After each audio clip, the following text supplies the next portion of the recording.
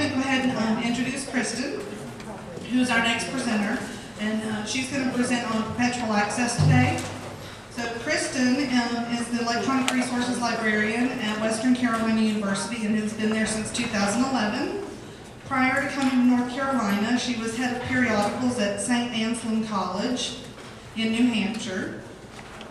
She's also worked for YBP and at the University of California's Northern Regional Library Facility. She holds a BA in Political Science from the University of California, Berkeley, and an MLIS from the University of Rhode Island. So let's give Kristin a good welcome.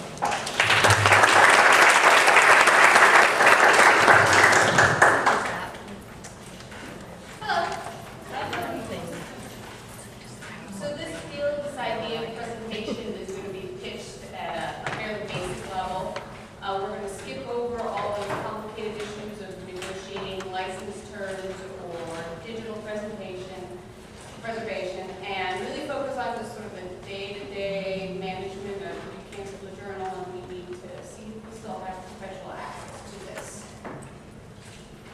And since, so I really hope that even some of you probably, this is old hat, are somewhat shameful state that our procedures were in for a long time. Will be helpful if anyone else is kind of just starting out or trying to kind of work on this workflow for it. So what I'm going to do is kind of walk you through my thinking as I look through the process of developing a policy for us, sort of show what problems we ran into, lots of old problems of old practices that kind of get in the way of things, show you where we are, and then we get to the tracking stage. We're a big EBSCO house. We have pretty much everything EBSCO makes except use consolidation at this point. So when I talk about the tips that we use and the way we're using our EBSCO system to kind of track this information, I'm going to try to generalize, but I haven't used other systems quite the same amount. So hopefully it will still be helpful to you. So I started this last year in March, and it's a new position, new e-resources position that everything has been spread between 4, 5, 6 different people before. And then we got a brand new serials librarian just a few months after me, so we had the first few months of, I don't know what we're doing here, getting used to the place. So we didn't really notice that there was no perpetual access plan whatsoever. Last summer, the Tech Services Department underwent a big documentation review. We wanted to really kind of get a handle on what we had. We assessed all the existing documentation and kind of where it was, and then we're making new documentation. So in terms of perpetual access, this was it. This was one little line on the e-journal cancellation workflow. That was it. So I asked my assistant who does the e-journal cancellation, what does that mean to you? Were you doing a process in place? And she went, nope. So for whatever many years we were getting e-journals and canceling them, we hadn't done a single thing. And that wasn't terribly good.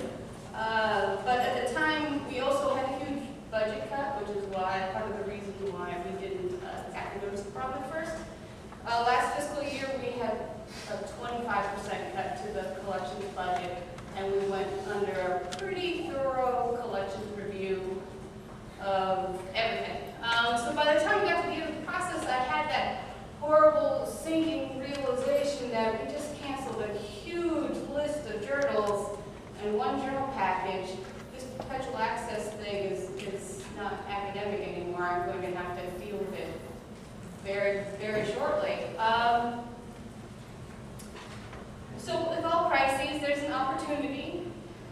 And having a big list of journals to work from is helpful when putting together a policy to try to account for all the different situations you could run into with a publisher, or and to really kind of test out our procedure wholesale rather than trying to piece it together on an ad hoc basis, one at a time, as one journal gets canceled and that works okay for that publisher, but then the next one comes through and it doesn't work out. So I decided that, okay, this is going to be the time, we're going to put the big list together, cancellations, and then we're going to work through it.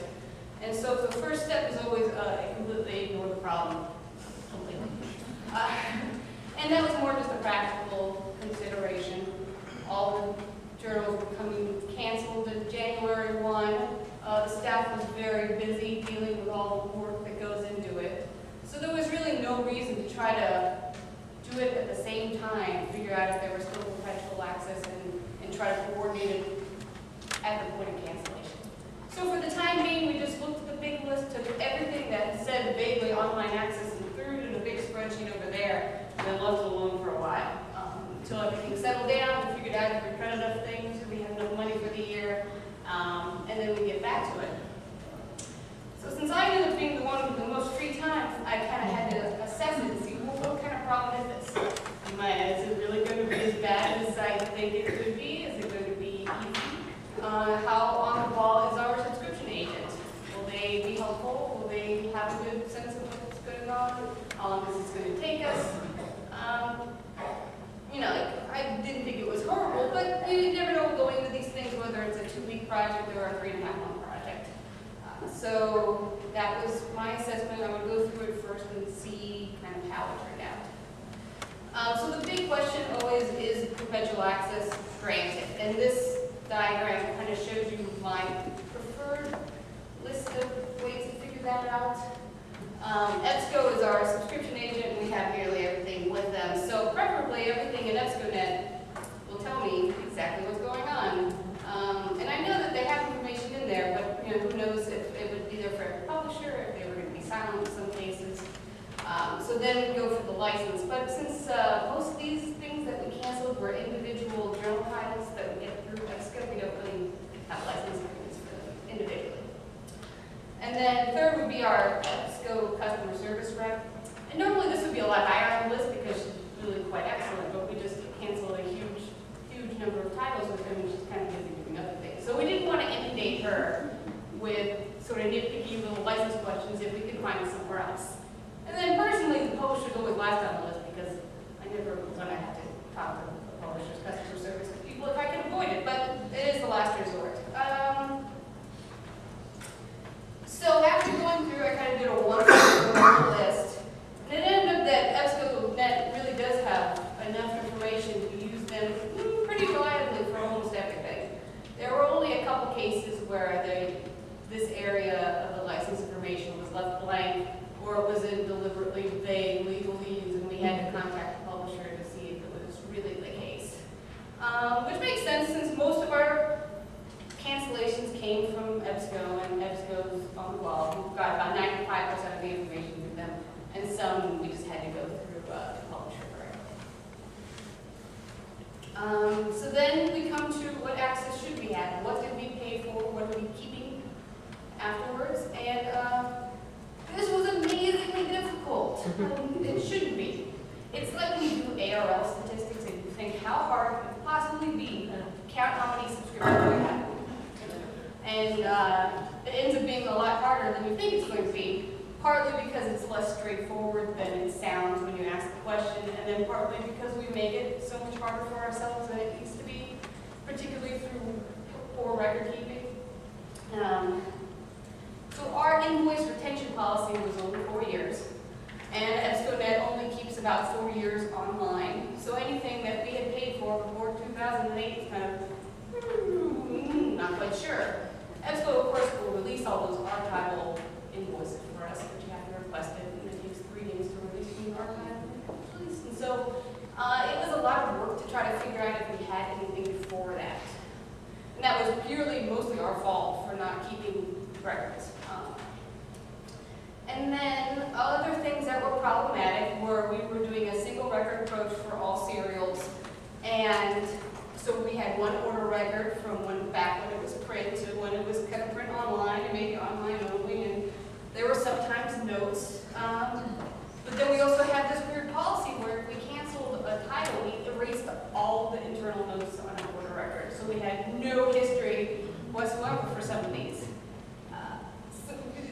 And then of course for print plus online, it's always unclear whether that's a print subscription with an online component or if it's really a dual format subscription. So it was a pain, and I suppose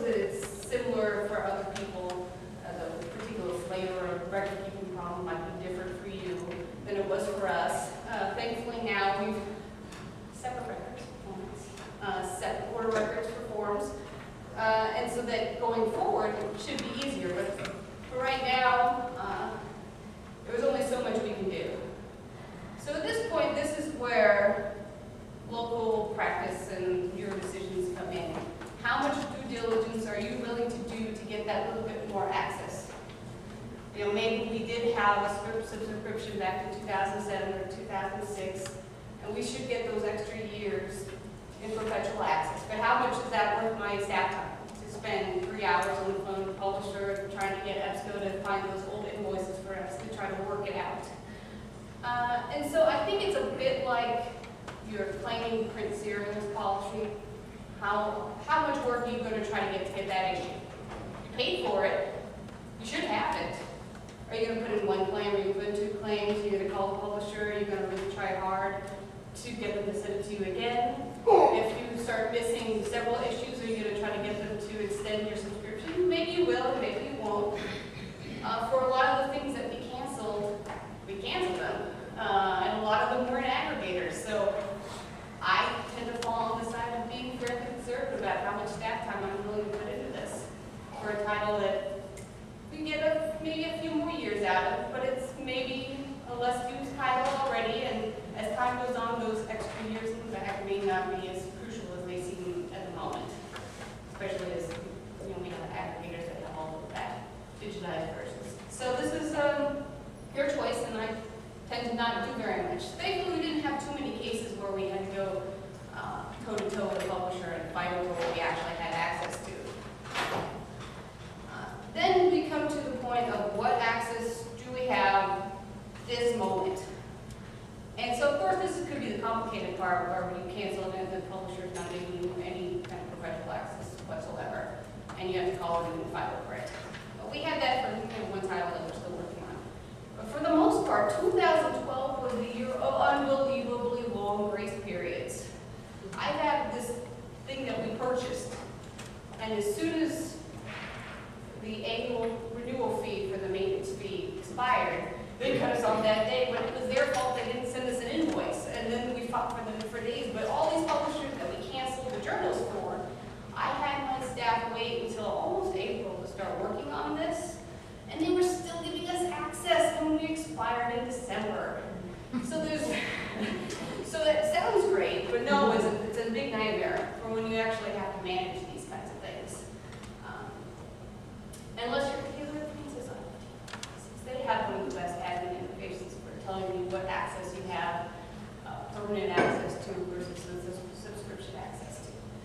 But it took myself a long time to try to work through whether we had access, whether they needed to go contact the publisher about it, whether there was going to be a lot of extra work involved, because we couldn't tell because it still looked like we had a current subscription.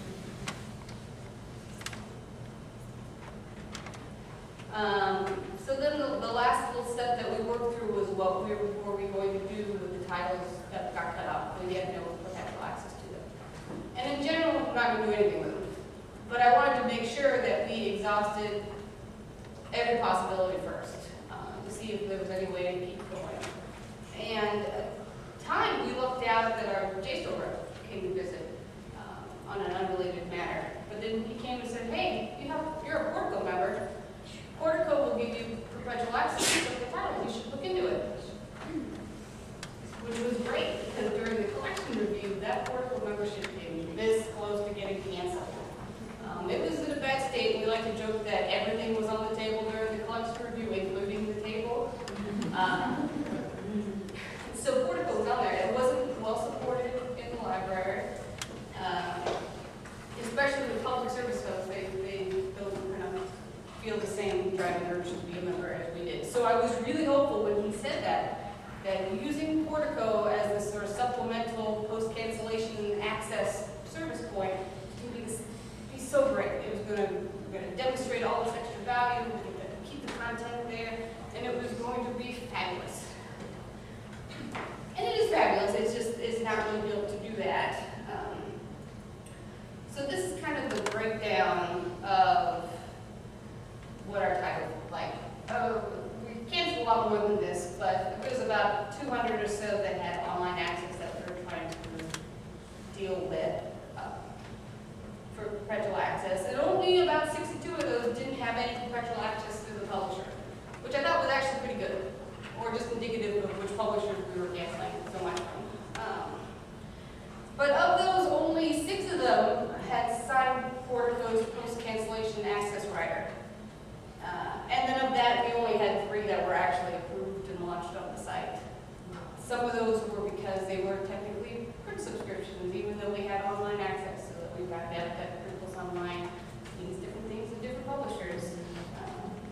One of them, I think, is queued up for whenever they get the data loaded from them.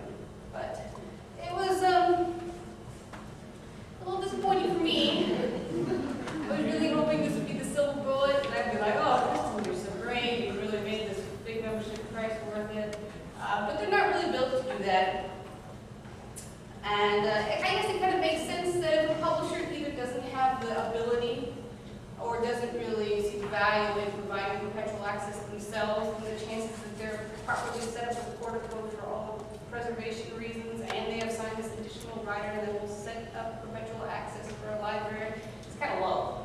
So that we didn't have a big success rate, I suppose, is not terribly surprising. But it was a letdown. They were the portico people are very excellent though. They were great customer service, and they were very diligent, and they were a huge, huge help with DeGreuter, which I will come to at a later point. So, tracking perpetual access. One of these today. So I'm not a fan for record keeping's sake. Unnecessary data entry just is a self-perpetuating cycle. You start keeping track of it somewhere because you always have, and then you're spending hours and hours and hours doing it. So I really wanted to go into it with specific goals for what I was doing, which was to ensure that it was set up correctly when it was canceled, without having to go back and double check everything at the time, to just kind of integrate it smoothly with the cancellation workflow. And then also down the line, because I'm the resources unit and people who care about licensing, I care about troubleshooting access problems more than anything else. So the first way we're doing it is by spreadsheet. And as much as I love spreadsheets, we use them all the time for everything. And I think we rely on them over much for situations that where they're not as useful as they could be. But it made sense for a big project like this, when we had a huge list of cancellations, to put it aside on a spreadsheet and work through it. So that worked out. The e-resources and the serial staff, though they are very familiar with spreadsheets, they're very comfortable using them. And we also have one set up between the departments to handle general serial workflow changes. You know, anytime there's a title change or a format change or a cancellation, they put it on the spreadsheet, and everyone has certain tasks that they go through and check off. So it makes a lot of sense to include, probably can't see that much, perpetual access and an ERM note in there, so that the staff knows that, okay, we hit a cancellation, we still need to hit these marks too. So it'll work in terms of making sure that it gets taken care of without it becoming like a special perpetual access spreadsheet hidden on a drive somewhere. So this part, the A to Z list, is, I think, the most important point for us in terms of tracking this down the line. And if we did nothing else, if we stopped doing everything else tomorrow, this was the thing I would keep doing.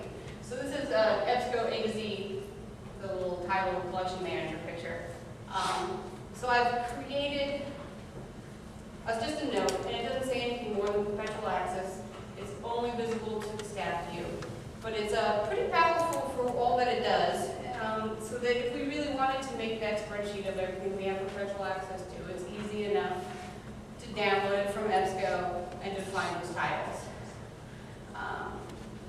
And then when you're troubleshooting, it'll be easy enough to look at it and say, oh, we have that for perpetual access. You're not having to think, okay, we've stopped getting access to this online title. It's in the A to Z list. We should have it for some reason, but I can't figure out why we think we have access to it.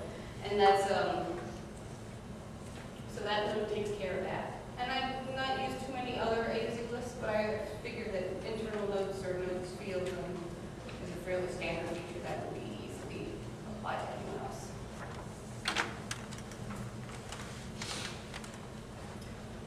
So is anyone else ERM essentials?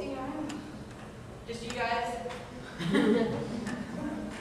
So I have a big thing in my notes that says, don't complain about the ERM. The ERM. So I'm going to really try to talk about what we're doing in the ERM for this reason. There's no built-in way in EBSCO's ERM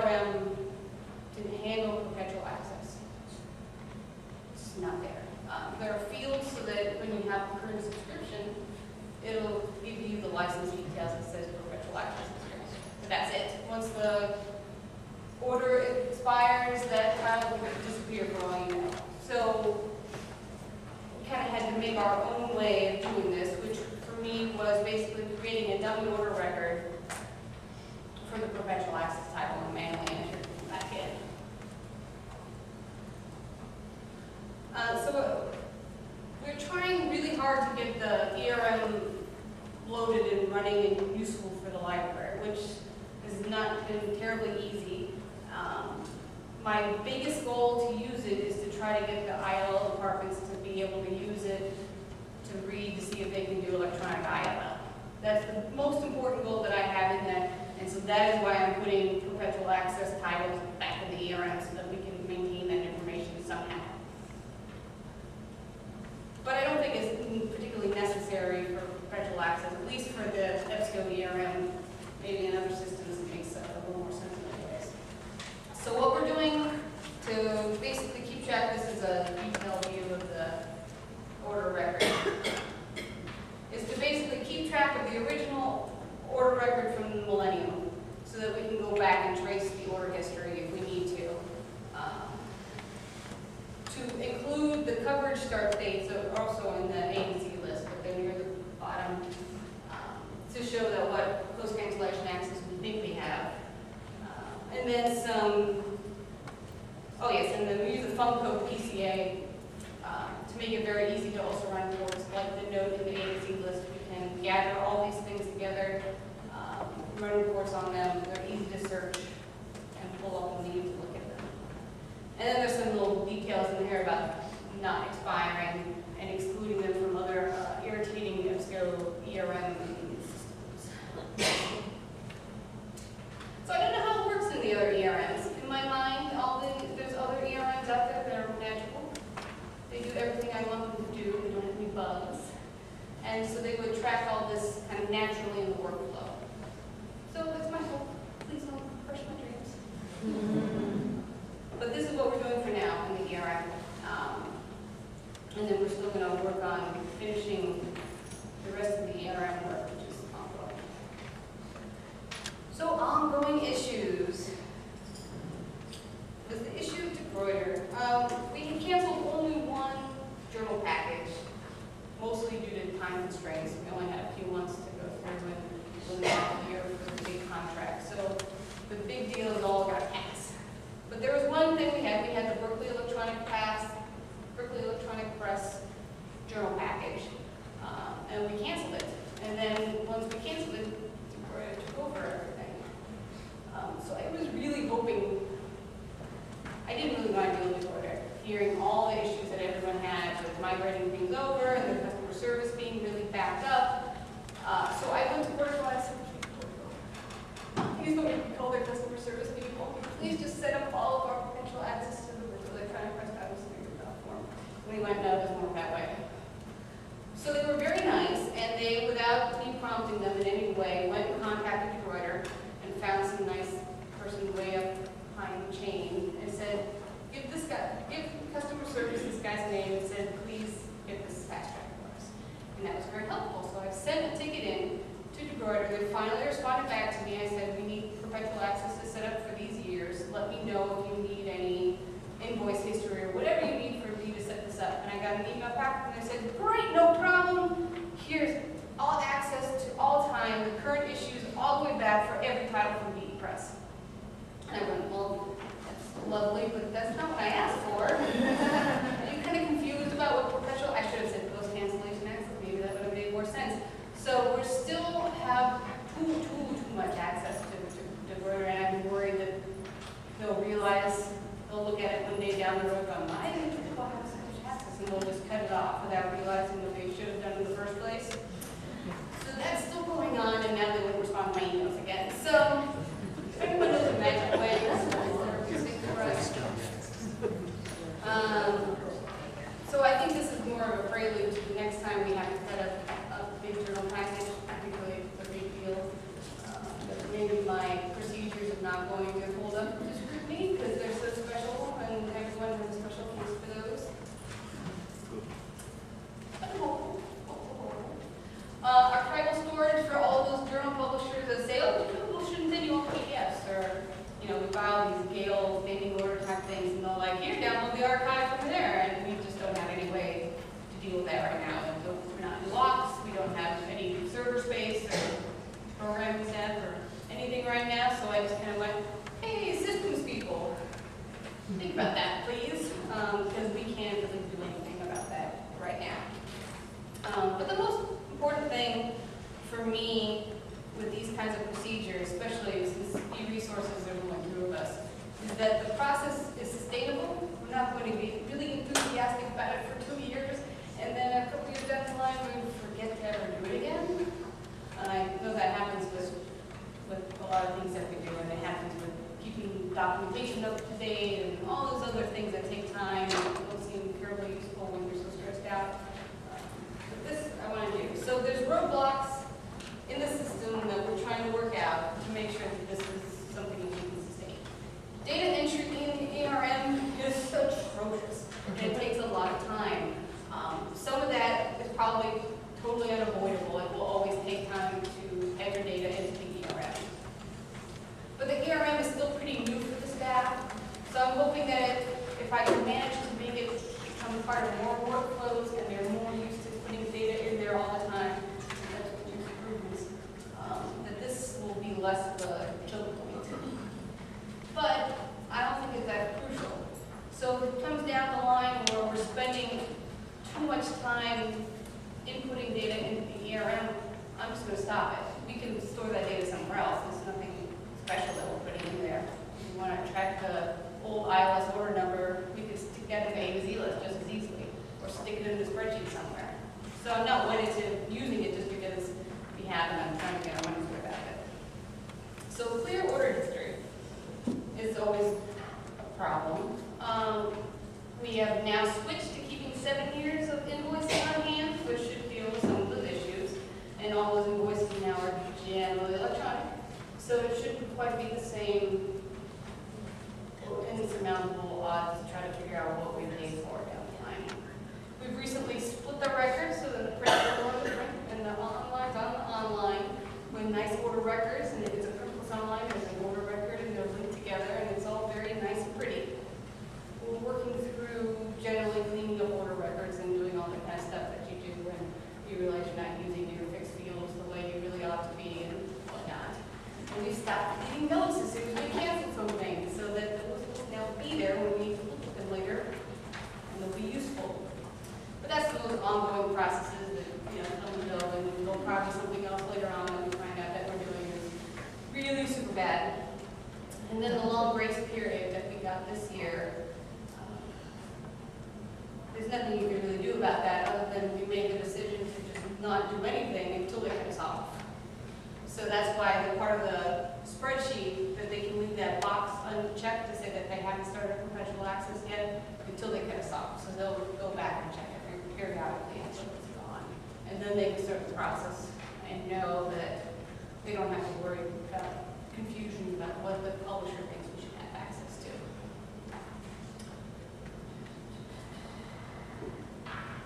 And then documenting this process is my next feat. So this is sort of just an abbreviated quick workflow without the pretty diagrams about how we're going to handle it. And handling it means at this point being my assistant. So that she basically does everything except for portico. So she's going to go through, when a trial is canceled, she will go check EBSCOnet. And EBSCOnet will say something very nice and clear like perpetual access for 8 years. And then she will go back and look for a wonderfully detailed and precise order history and say, okay, those are the years you're supposed to have. And then she will go to the publisher and the publisher will say, yes, we agree with you completely 100% that exactly what we have in our order records is already set up for you. And then she will go into the A to Z, and then she will update the coverage year with the perpetual access note.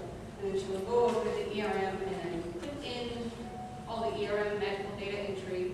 And then we'll be done. It'll be perfect. And then for the titles that don't have any perpetual access, those will get sent over to me. And for right now, I'm doing all the portable stuff since it's a little still uncertain and not quite. We're still working out that procedure. We joined Portico in 2008 and then probably did nothing with it for 4 years, which I suppose makes sense. There's not a whole lot you can do with it until tsunami takes over England and we have no culture to do with it anymore. But, so I'm doing that right now, although it's very conceivable that I'll pass that on to her at some point. So that is it. And I have plenty of time. Questions? Yes? I'm curious about your perpetual access is, you also have, say you have a title that you have access to through something like Academic Search Premier. Did you also leave the individual perpetual access for the publisher turned on, or did you just forget that because you had access to it through an aggregator? No, I put it in. I put the perpetual access in for the publisher separate. And there were a few titles that we canceled that were also available in a big deal package. And so when I had first done those, I had actually put two separate entries. There was the big deal entry, and then there was a separate individual entry for that title of those years, just in case it was an access-only title and it fell out of the big deal. Turned out that all those we couldn't technically cancel because of our contractual obligations. So all my good planning there for doing redundant entries and keeping track of everything there was all for naught. But I think it'll work should that ever happen.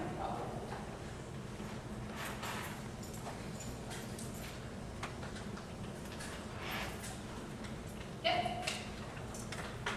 I noticed that you talked about changing from single record approach for your records to separate. Mm-hmm.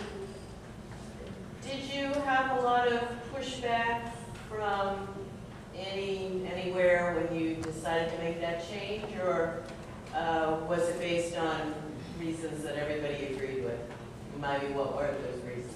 Well, part of the reason was at the time we were in a 3-school consortium with Appalachian State and UNC Asheville, and we shared an A to Z list.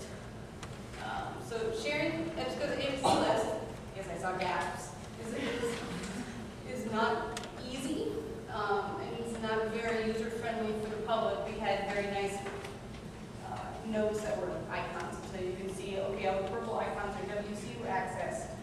So we made it work, but that meant we were getting one marked record load from EBSCO every month, and they were shared. They were, regional records for everybody. It wasn't until we were able to, we went to 3 different A to Z lists this year, and then we were able to get e-journals from each school, that at the time we decided to split out the online from the print. And there was that sort of confusion about whether we had online access and what printer does. Some of that was because of the consortium, and some of that was just the nature of trying to keep everything print, microfilm, online, all in the same record. So because everything was such a nightmare with sharing an A to Z list, that any potential pushback over going to more than one record was really kind of overshadowed by all the benefits. There's still that sort of, we go back and forth on some of the other things because we're not completely separate records for everything that we have. And a lot of people still would like to just put the online access links into the print bids because it seems more convenient for the patron to, oh, I also have online access, let's click over. But all the underlying material type issues and where it goes in the scope catalog, it's a lot of, so we've been happy with moving away from that. Thank you. I really think we do a lot better with separate records for all those reasons if we had systems that could give us better displays.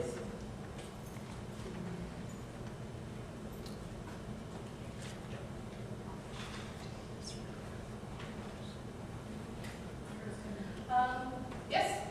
I think it's good that in your, if I'm understanding you correctly, I think it's very good that in your A to Z list you have the full run of the title. Is that what you said? Did I understand that correctly? That you said your A to Z list for the title, you have the full run. Or did you not say that? Am I understanding what you I'm said? not quite understanding. Like for the title, for the journal title, you'll have under there the listing of what the holding is for the title. Yes. Okay, you have that in your A to Z list. I think that's very good for the user because where the university where I work, we don't have the full run of the title and it's very confusing. And it's amazing that you can do that because a lot of where I work, the serial librarian works there now is not able to do that. No, I don't think we showed the whole run. I mean, up here, this is EBSCO says the managed cover, so this is basically what's available from them. And then down here is the custom coverage where we can put the actual. Okay, see, I don't even have that. I I just I'll just have, have you know, it Yeah. shows in an aggregate database where it just says print only. That doesn't have a listing. Yeah, so see, you're actually giving them some kind of much more information than what I'm giving. So yours is much better. So. It's a work in progress. There's a lot of arguments back and forth about agency lists and how useful they are. There's a bunch of people in public service who don't like it. They don't like that intermediary step. People are confused when they click the link to see the big list of journals. They start typing the article name in the search box and not realizing there's just links and titles. So there's some people who really would rather us put the links to each. Right now in our catalog, we link just to the entry on the A to Z list, and they'd rather put all the individual links there so they can just click straight to JSTOR and go out. I think it's a nightmare for different reasons. Either way,